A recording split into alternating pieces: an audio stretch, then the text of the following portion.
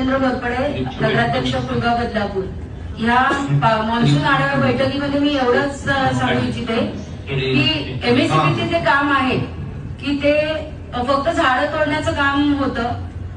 त्याच्यामध्ये लाईन्स ज्या तारा लूज झालेल्या आहेत त्या टाईट करणं किंवा कुठे डिस्कनेक्ट होत आहे, जेव्हा वारा पाणी सुटतो तेव्हा ते प्रॉब्लेम्स क्रिएट होतात.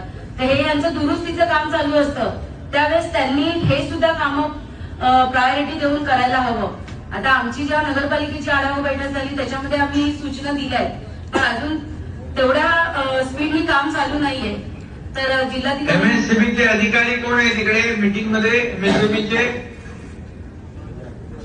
ते कलेक्टर इकडे बसलेले आहेत, तुम्ही त्यांना सूचना द्या.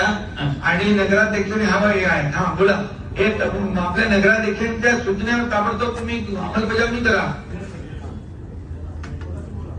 काय नाव आहे तुमचं? नमस्कार सर, माझं नाव देवाशीष बोला. Executive engineer admin.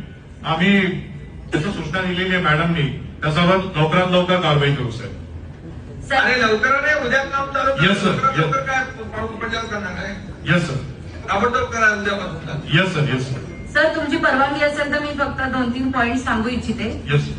सर्व ट्रान्सफॉर्मरची अर्थिंग तपासून घेणे, विद्युत खांब, ट्रान्सफॉर्मर, बॉडी, डीपी बॉक्स इत्यादींमध्ये लिकेज करंट नसल्याची खात्री करून घेणे, गंजलेले आणि वाकलेले खांब त्वरित बदलणे, कारण काय ह्या गोष्टीसाठी खूप पाठपुरावा करायला लागतो आम्हाला आणि त्याच्यासाठी खूप वेळ पण खूप जातो.